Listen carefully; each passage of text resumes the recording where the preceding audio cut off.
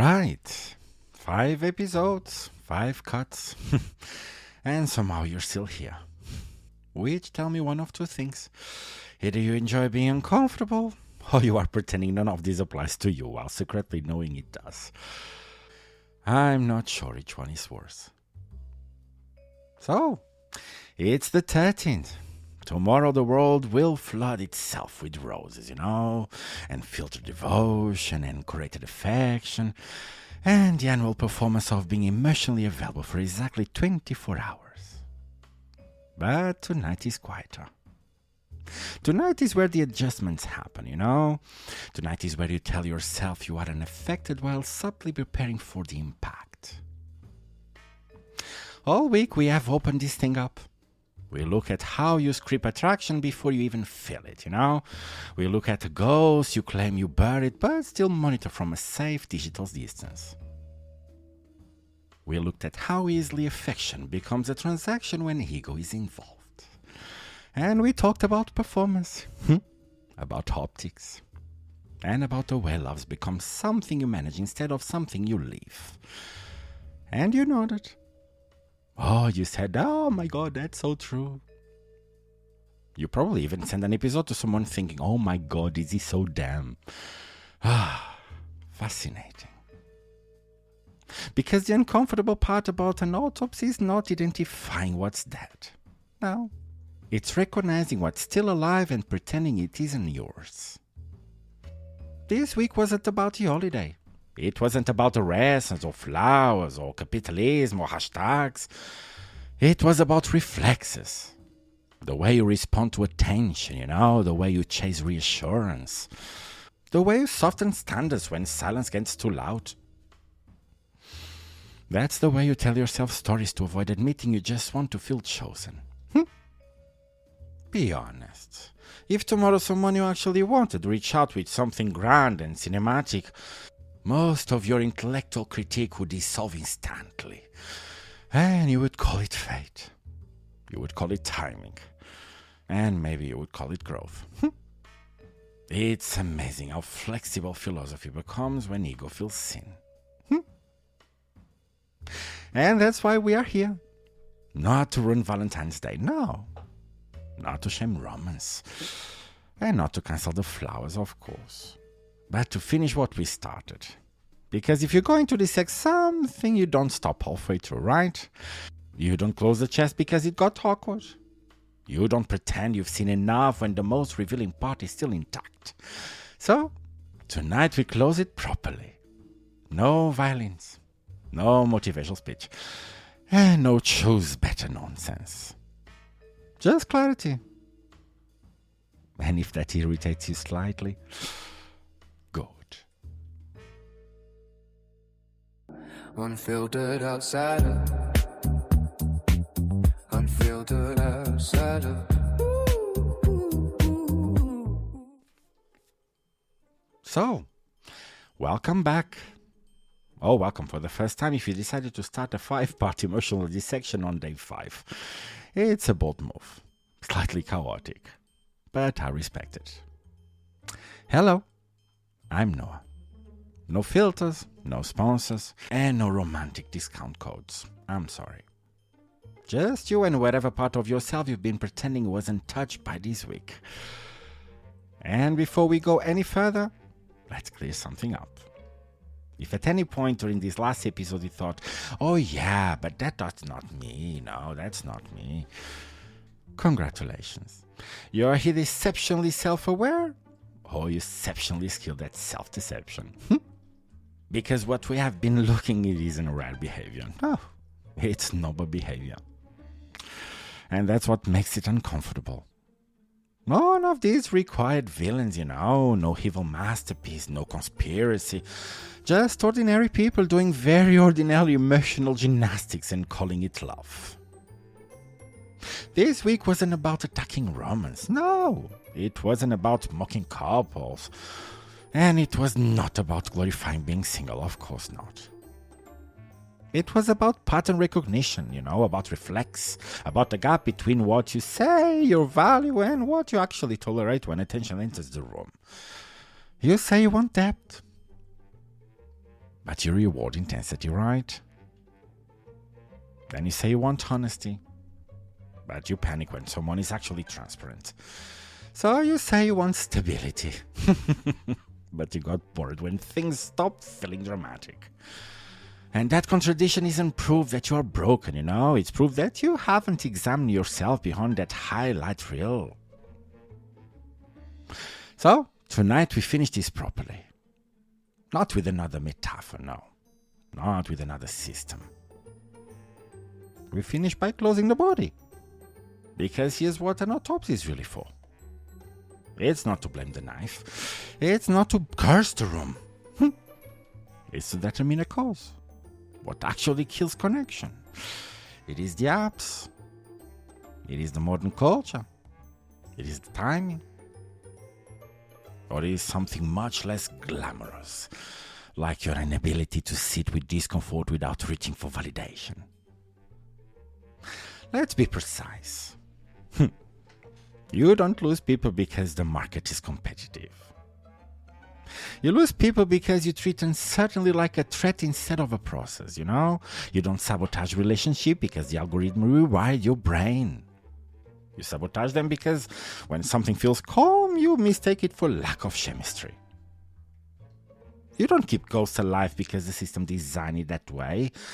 You keep them alive because closure feels scarier than possibility, And that's the thread that runs through everything we've cut up this week. Possibility. You would rather keep 10 doors half open than close 9 and commit to 1. Because as long as something is technically possible, you don't have to confront reality. You don't have to risk being fully chosen now. And you don't have to risk not being chosen at all, of course. That's the cause. Not Valentine's Day, not culture. You. And calm down. I'm including myself in that too. We are addicted to potential because potential doesn't demand accountability, It lets you fantasize without committing. It lets you complain without changing. It lets you feel wanted without showing up consistently. And consistency is boring, I know. Consistency doesn't trend. Doesn't spike dopamine. Doesn't feel cinematic. But it's the only thing that sustains anything real, So when we talk about love collapsing or situationship imploding, we don't need mythology. We need honesty. You didn't lose it because it was doomed. You lost it because you were hedging your bets. And hedging feels safe. Until it isn't. So let's stop pretending this week was about a holiday, It wasn't. It was about how easily you trade consistency for stimulation, how quickly you abandon something steady because it doesn't feel cinematic enough. How often you mistake intensity for intimacy and then act surprised when it collapses under your own weight. You don't ruin things because you're malicious, I know. You ruin them because you are impatient.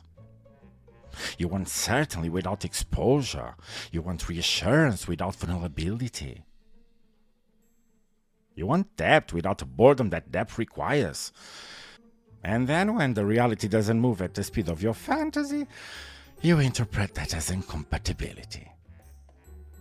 That's not modern dating. That's ego management. We keep calling it bad timing, because that sounds poetic, But sometimes, sometimes you didn't lose something extraordinary. You just refuse to stay long enough for it to become extraordinary. And that's hard to admit, I know. Because it means that villain isn't culture. It isn't technology. And it isn't even the other person. It's your threshold for discomfort. If comms feels dull, you'll chase chaos. If stability feels slow, you will invent drama. If someone shows up consistently, you will question whether they are exciting enough. And then when they leave, because people eventually leave, when they are not met halfway, you will romanticize them. You will turn them into the one that got away. Not because they were mythical, no. because you finally feel the absence of something steady. That's the pattern. And patterns don't change because of flowers tomorrow, no. They change when you decide that stimulation isn't the same thing as connection. So, that's it. The autopsy is done. We have looked at the reflexes, we have traced the behavior, and we have identified the cause. Yeah, you don't have a love problem.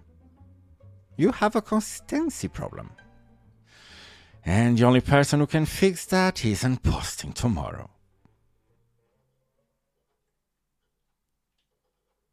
Actually, you know what really irritates me about days like tomorrow? It's not the roses or the restaurants or the couples. It's the seasonal morality, you know? The way people suddenly discover how to behave when the calendar tells them to. On Valentine's Day, everyone's romantic.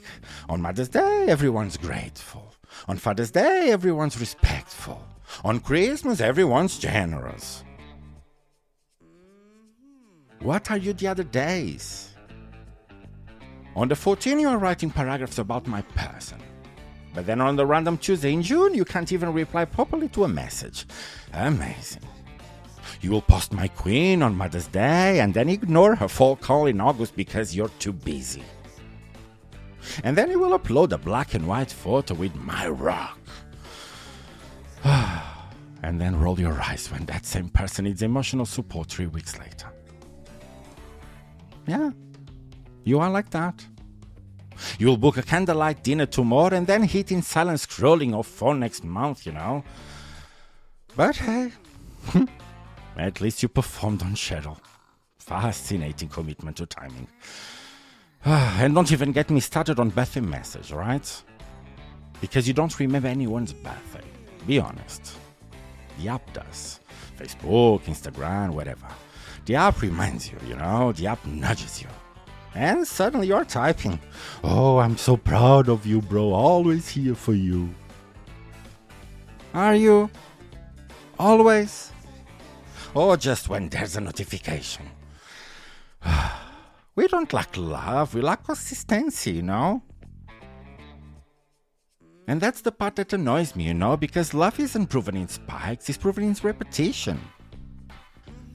It's a random Wednesday when nothing is happening and you still show up, you know. It's the dull evening where you sit and actually listen instead of waiting for a special occasion to perform decency. But that doesn't trend, does it? Well, nobody posts day 143 of being emotionally stable. And nobody writes captions about replying on time. Oh, and for sure nobody celebrates consistency since 2021. So we wait for calendar events to cosplay as decent human beings. And then we clap for ourselves. Hilarious. No, it's not. It's tragic, you know? And we all do it. Yeah, including you. And me. I'm not exempt from stupidity. I've seen messages on birds that I forgot the rest of the I know. I've romanticized effort on special days while being distracted on ordinary ones. We all like the spike, you know? Because spikes feels intense. Repetition feels boring. But boring builds things, you know? Spikes build stories. And most of you rather have a story than something stable, I know. So, that's the truth. You don't hate Valentine's Day. I don't hate Valentine's Day. You hate that it exposes whether you have been consistent or just theatrical. And if tomorrow you feel irritated, or superior, or smug, or quietly disappointed, maybe ask yourself why. Not publicly, of course, not in a caption. In private. Because the flowers don't fix patterns, you know, and neither does outrage. Anyway, that wasn't planned. Or maybe it was just overdue. If this week irritated you, well, good. That means you were listening. Well, if you didn't, maybe you hit a master in emotional consistency, or you're lying to yourself beautifully. But your autopsy is closed, and the mirror stays. If you want more of these cows, well, it's all sitting at Unfiltered. Go scroll. Oh, don't. You're going to open your phone tomorrow anyway. So, Uninfluenced, Unpaid, Unfiltered. Oh, happy whatever you celebrate. I'm Noah Jackman, and this is the Unfiltered Outsider. Unfiltered outsider. Unfiltered outsider.